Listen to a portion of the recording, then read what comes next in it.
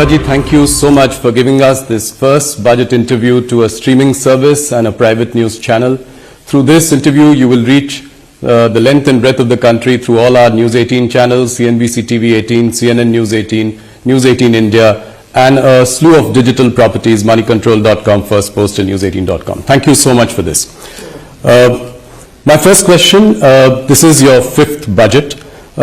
You were navigating two epochal events in the last couple of years. One was the ongoing pandemic and its impact, and the other was the war in Ukraine. What I would like to understand from you is what was going on in the mind of Nirmala Sitharaman, and how she was dealing with policy making in these last 5 historic years. Starting with a very difficult question, because difficult not for any other reason but to capture the experiences, the as I say, anubhav, going through that, and also to look back at it now when you're probably slightly out of it. It's very difficult to describe in, let's say, a short brief answer. I can understand. But yet, if you have to really capture it, I had no precedent before me to handle such a situation. There were no given templates. There were no examples to follow. And there were no theories which would have worked in such context. So essentially we were going by continuous conversation with all kinds of stakeholders. Those who have directly some thing to say about the industry and its suffering, MSME and its suffering, or even those who are observing it with a more discerning eye. So we had to engage in conversation continuously with all people, take their view, wait for ourselves to see which one is all right, which is more suitable for us and which is not. Yes. And also take courage in saying it may not work out for us in one particular way, because eventually somewhere all this has got to be answerable. And therefore I think I would immensely recall the ways in which Honorable PM led the conversation with us. He would never tire himself from meeting us. He would never say not today. So with all necessary precautions taken for COVID, following the protocol, we would still meet and talk about things. But eventually, whatever has been at that time decided and put out as schemes, one thing which was not so much relevant for dealing with the pandemic itself, but yet had to be done, was not to let go the opportunity to continue the reform process. Yes. So that was carried on. But we may do so many things. We may have a stable leadership, clear-headed leadership which stands by us and gives us the guidance under the Prime Minister. And we may come up with the proposals and also launch some specific schemes at that time to benefit, to give relief and so on. Eventually it is the way in which the people of India have absorbed it all. Absorbed it and found best ways to go around it with this kind of a succor which is coming from the government, or some hand-holding which is coming from the government. May not be adequate, but so the credit goes to the people of India for having so been in clued position with the government's every decision making, and kept pace with it all. And that is why today we are where we are. Entirely the way in which people of India have absorbed whatever has been done from the government side and put it to effect in the ground. Well, you make a very important point. I think you never gave up on reforms in the last so many years. Come what may, pandemic, war in Ukraine, and that I must concede. I clearly remember that many experts and economists at that time panned the government, panned India, that we were not doing enough for stimulus in the COVID period. And I remember they cited examples of Western economies, European economies, saying that we should at least give 10 to 20% of GDP, that's the bare minimum we should do. Now in hindsight, do you think that it was good to ignore that advice and be tight-fisted, and that is showing up today? Yes, that is why in answering earlier your question, we had to do our homework for every such input which came in at that time. Why? We could have always said, no, this is what appeals to us, and we would have gone ahead. No, but we had to consider every such advice which came in, and also go through the depths of what it would mean, how will it be executed, whether it can really bear the results and so on, only because whether we choose one way or not, we should know why we have not chosen a particular way and be able to justify saying our understanding was this and that's why we didn't take it. Today I have the advantage of looking back at it and say, good that I didn't take it because the results would have been very different. But the fact remains that we went through every one of the suggestions with equal open-mindedness and rigor. Nirmala ji, if I look at this budget, coming to this budget, the central theme, and you've elaborated, you've articulated it in your speech subsequently as well, but I would still like to ask this question, that there is a big push to capital expenditure on one hand. On the other, you've also given a lot of money into the hands of the middle class and the rich, so that there is a consumption boom. All this while keeping the fiscal discipline in place, as you had promised. 5.9%, so that's giving some comfort to everyone. What I want to understand is, what are the few outcomes, big outcomes that you're looking at from this budget? If well executed, if the states and the center work together, I expect tourism to really see a sea change. Flow of people coming in both from one other states and also from abroad. It should actually be a good way of keeping the economy active. If that is going to be this year and also medium term, I also see the momentum that PM Vikas scheme is going to come up with. Because what it does, at least from the way in which I've done this work on understanding that scheme and to see how best it can be tailored, it touches that segment which is sort of self-employed, which has skills, which may be traditional skills, but which are very productively used, and that itself has a huge market, niche market of its own. If by launching PM Vikas, we will be able to touch upon a large section, not confined to any particular few castes, which go by the description Vishwakarma. But we are including everybody who uses his hand with some tools, produces things. That's a huge layer which doesn't get covered under A scheme or B scheme or C scheme. Now we're touching them. We are actually giving that material difference of receiving better attention, better raw material, better marketing, better professionalized way of aggregation and so on, with better fair rated credit from bank and so on. I think that layer, which has remained unseen, untouched till now, but very recognized because of the quality of products that they produce, will now make a big difference to us. Equally, the push on green is not going to be any less. In every sector, there's been provisions made in the budget for them to do the transition from depending on fossil fuel to a renewable energy source-based fuel.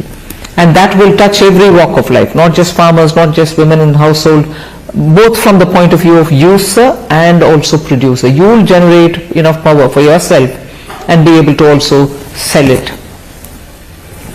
And the final but most important, I would think, is the way we are going to shake up and also give life to the self-help women's groups which exist in the rural parts of the country. Some states have extraordinarily done well on SHGs. in the last few decades. It's not as if they've been formed only today. A couple of decades they've been on the ground. 81 lakh of them, groups, exist. And it is they who we are now trying to aggregate, bring them together like clusters, see what they want to do in terms of production or services. For instance, I just bring in a very private sector example. Lijjat, the papad, after all was a women's somewhat self-help group. Look at the kind of product, the quality, the branding, the perception about what is Lijjat can always be superior in quality. There is never a compromise on it, and people seek it, even though from the general papad pricing it is slightly higher in price, but still people prefer it. So like that, SHGs, and I don't want just to end with papad making, it should be everything else also. So depending on the skill sets available, the raw material available, we want to make sure that SHGs do come in to benefit from government policy and also through digital marketing, run professionally as well. That's interesting. Your budget was very well received by the markets. In fact, while you were speaking, the markets were really going up. But the rout in the Adani stocks somewhat spoiled the party. There is a general nervousness in the market. How does your government see this?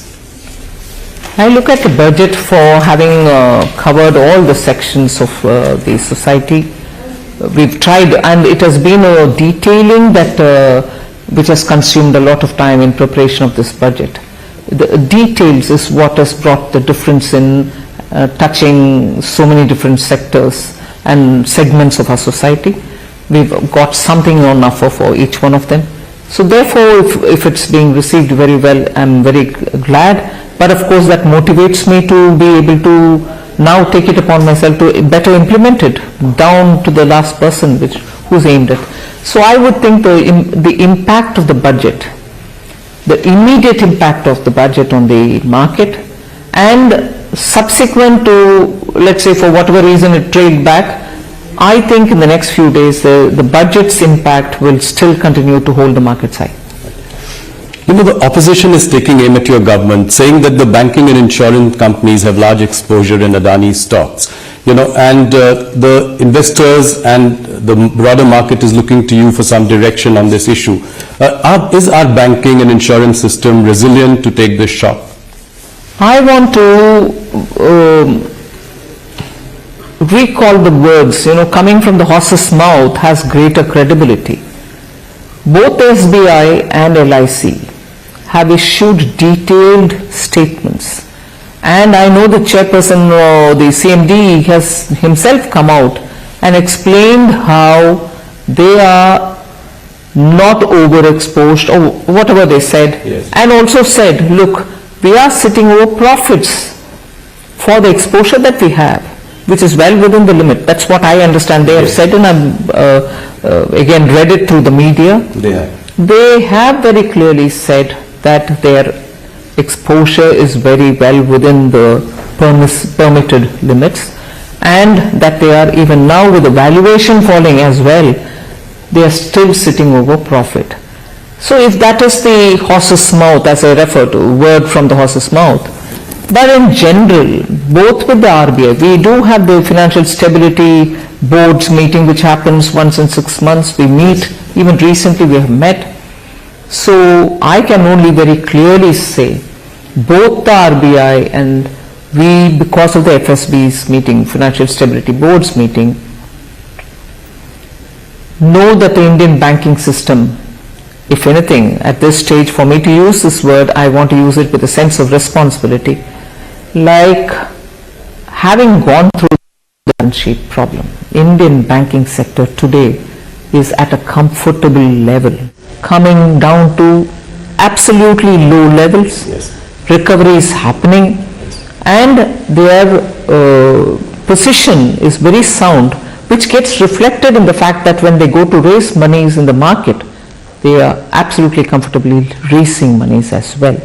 So the entire macroeconomic analysis which any expert would do also highlights the fact that how comfortable the Indian banks are placed in.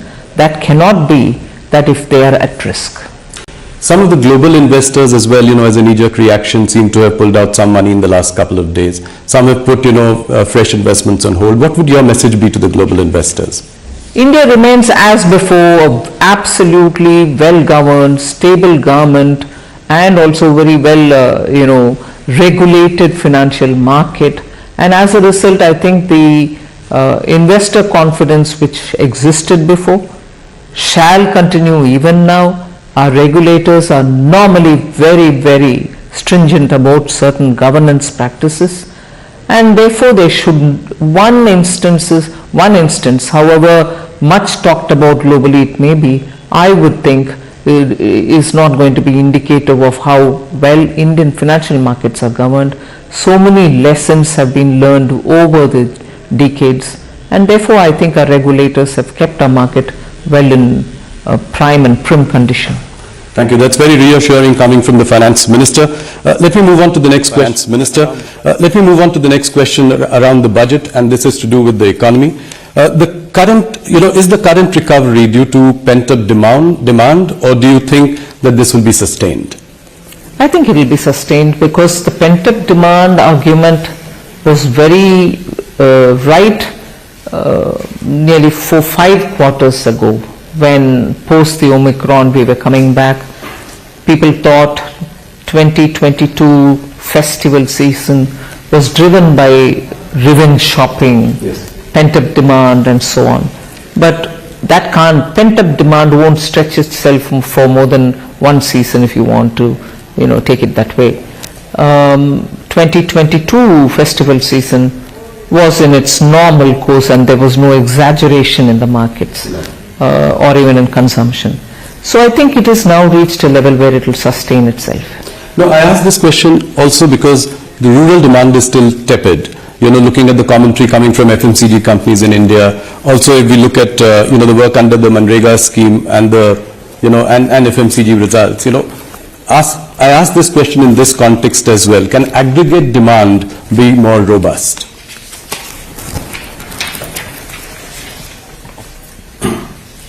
I'm sure you observe the Indian economy as well, in all its great detail. Demand doesn't remain stable and then it doesn't remain only going upward. It does come down sometimes and does go up some other times. In fact, at that time, during the pandemic, even during the lockdown, most of us felt the rural demand was very high, and what could explain it? We thought that the farm outputs were very good, and as a result they were having quite a few money in their hand and therefore they were able to sustain it. So that happens soon after the harvest. But rural demand even today, in terms of the people who are in the farm equipment manufacturing areas, are quite comfortable with what is going on in the rural market. It's not as if demand has affected them. So people are purchasing equipments to do their tilling or farming activities. That's one. I'm not just talking about tractors, but even the other equipments which go in. One. And second, also rural demand, which is FMCG related or your daily consumption related items. Your GST revenues, whilst I don't want to say that revenue GST going up is purely on rural, it may be urban and rural, but it means that it cannot be maintaining a sustained level if one of the segments, rural or urban, really fall down drastically. So I don't think it's worrisome, if at all, any drop. The RBI governor says that the worst of inflation is behind us. So can the RBI then take a more relaxed view of monitoring, tightening and support growth in the coming weeks and months? Well, I realize that if I do comment, it will look as if I'm guiding the RBI or anything like that. No, broadly speaking. I suppose yes, the way in which inflation has come down, both by RBI's action and by the government's action, and the government's action has been steady and at it for some time. So I expect, since the fall in the inflation It doesn't seem to be just a momentary or a 1 month affair. It should sustain itself in the process of coming down, and therefore they should, and you're right, therefore there shouldn't be that much pressure on the central bank to keep the pace of increasing the rates. But the MPC will take a call. Of course. Any concern that you feel is there because of the twin deficit problems?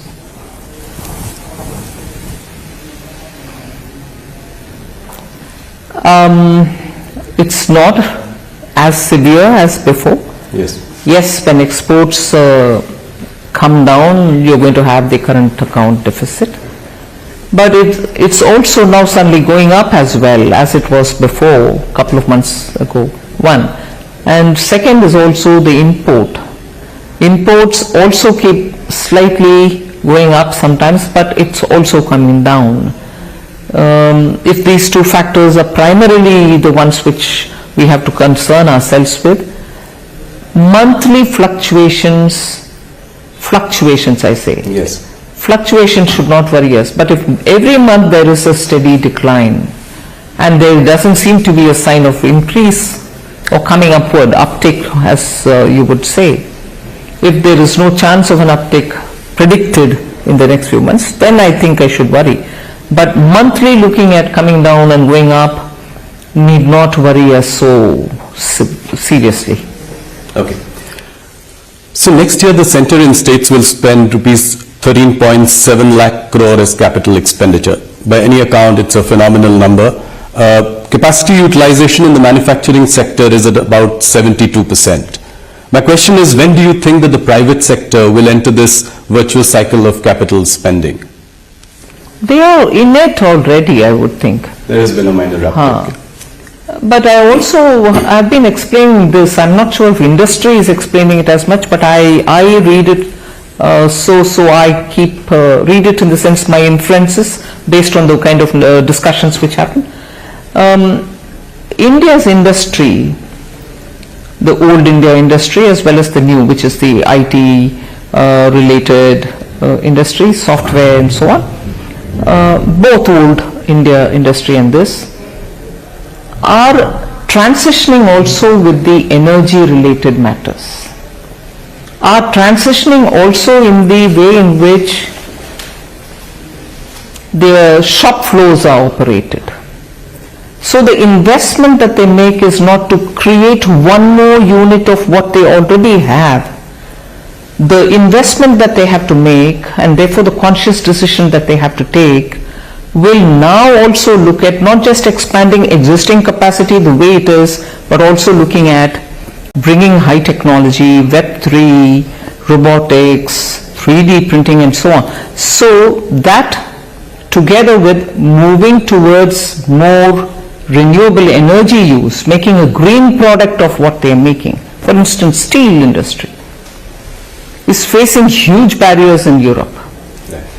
Now, their business of having to invest and expand now would be not to just produce more steel, but to produce green steel. So the investment there has three new dimensions which have never been into consideration earlier. Invest and produce green, produce also with the efficiencies of technology. So all this, when comes into play, when your decision making is being done, does take time and more resources. So I would want to give that advantage for India's private sector, that yes, their process is going to be somewhat more complicated in terms of taking the decision, but I think the atmosphere is conducive for that on all grounds, technology, green and so on. I'm kind of curious that while you've given a boost to capital expenditure and increased outlay to PM Awas Yojana, you've also cut the Manrega budget by almost 33% or 30,000 crore. Why have you done that? Actually, the answer lies in your own question. Okay. PM Awas Yojana is also to be done by workers in the area, rural area, who normally would have gone for, let us say, in the absence of this, would have gone for Mahatma Gandhi Rural Employment Guarantee Scheme. Right. That's one answer, because even this has got to be done by people in the rural areas who are looking for jobs, just as Jal Jeevan Mission also goes through rural works. So they have these opportunities as well, which are coming not in a small incremental change, 6% increase, 79,000 crores for PM Awas, and also Jal Jeevan also getting a huge allocation. So these two also are there along with me. Second, Manrega is a demand-driven scheme. The more people come saying we want the job, we give them the work. So what is stated at the budget time estimate tends to keep adding to its resources or demands based on what comes from states. I need more. Then we add more to it and go to the parliament with a supplementary demand. So if you see the last 3 to 4 years, inclusive of the COVID year, naturally, yes, the BE number and the RE numbers are so different in that the RE is much higher. And if you now go back to the last 2 years where the actual numbers are available, BE, RE and the actuals, you will see the actuals are lots more than the BE, and in some cases exactly as much as the RE, which is enhanced, or even better than the RE in increased amount when you realize it in the actuals. So you end up spending a lot more even as you're going on. So I'm a bit now worried that this is becoming a staid question. Manrega, you cut it. Just see the pattern for the last 3 years. It starts with a number at the BE, keeps going on because it's demand driven, and when the supplementary demand stage comes, it's actually a lot more. Yes. So more opportunities have been created, so that's right. Yeah, so I agree. The real average GDP growth rate is 6.5% as the economic survey says. With a little more reforms, the survey posits that it could even be a little higher at 7 to 8%. Now, what is the realistic and the desirable sort of growth rate for India if it were to become, the third largest economy in the world by the end of this decade? Desirable is one thing, but that desirable number will have to be tempered down by the global realities. Yes. The kind of uncertainties with every economy in the world faces. I don't think any one economy is so immune that the global volatilities don't affect them.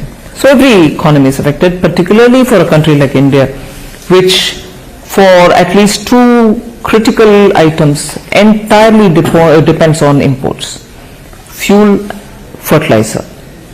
So when you're looking at importing that many big ticket items, your uncertainties are lots more and lots more pronounced. But even provisioning for that and building a budget, we have definitely ensured that we will be not as much be affected by such uncertainties as would any other country be. And therefore the numbers that we've given for the growth is very realistic. Right. One thing that struck me this time when I was listening to your budget speech was the absence of any mention of disinvestment or asset monetization. Why was that? Why has that at least seeming to take a backseat in the last year or so? No, it is still there in the budget documents. Right. It may not have been a part of my speech, but it is in the appendix to the speech. It's also in the rest of the documents where we give the actual numbers and the activities which are going on and so on. See, the cabinet has after all taken a call that certain companies will have to be privatized, and that motion has the approval of the authority concerned, which is the cabinet. So the process goes on. But of course, because we'll have to also see when is the best time for it to be done, given the fact that we've already done the homework and kept it ready for just going out to the market, this consumes a lot of time, this preparatory time. Absolutely. Yeah. Post that is when we literally watch out for the market and then put it out. So both the factors, preparation and best time in the market, influence when you put it out. The process is on many of these items. So you're saying it's a question of timing. The commitment to privatization remains as strong as ever. Absolutely, particularly on those where the cabinet has already given the go-ahead. So you'd given last year, you'd spoken about the privatization of two PSU banks. What happened to that? Have you identified the banks? Is the process on? This is what is happening. The process is on. The amendments will have to happen in the Act, Right. and then also look at the market, and then it'll have to go through. So it is very much on. Of course it's on, because the cabinet has given the approval. Right. So Nirmala, down in major markets. What are the options to mitigate the impact of weak international economies for us today? See, it has two-sided problem. One, you have to make up for those handicaps that Indian exporters face, whether in logistics, whether it is the cost of electricity, or whether it is any other inherent handicap that they may have in terms of labor, or in terms of the place they are located in, and so on. So for these inefficiencies because of certain handicaps, it is necessary to give them some kind of a redressal, in the sense give them some incentive, or the RODTEP-like scheme which is already on. So that's one thing. But it's also in the usual way in which you would say, if a market is difficult, look for newer markets. If a market is difficult, see what you want to do about making yourself attractive for that market. You do road shows, or you spend money in branding yourself, or you appoint such agents who will tell us about the tastes in that and preferences in that market, and so on. And looking for another, so on. And looking for another market, you will obviously spend some money and go on road shows, open up avenues there. But today, the typical problem that you face, not just you, meaning Indian exporters, but many face, is the lack of demand in those markets because of recession, which are normally our marketplaces where we send our products, whether it's your textile, whether it is your diamonds, whether it's your gems and jewelry, whether it is your tea, whether it's your basmati rice, and so on. So I'm taking those which are symbolic of India. There are others, components, auto components, electronic parts, which you very well manufacture today. So when the recession has hit these economies, and when I say these economies, not just those in which you're present, but even for the newer markets which you might otherwise aim at, all of them are hit by it. So that's where the problem gets even more compounded, and we'll have to work together with the exporters to see how best we can help it. Okay. India's trade deficit with China has hit $100 billion in 2022, $100 billion in 2022. Imports keep rising, exports to China are falling. Is this situation acceptable to us? How do we really reverse this trend? No country would want its exports to languish and imports to balloon with any trading partner. But the issue has two-pronged answers. We should be conscious not to have to consume things which come, overly from only one destination. But that doesn't mean I'm imposing any view. We should also be conscious of buying it from elsewhere if it is necessary at all. And for India's exports, it has to also look at ways in which market can be expanded in that territory or in any other geographical jurisdiction.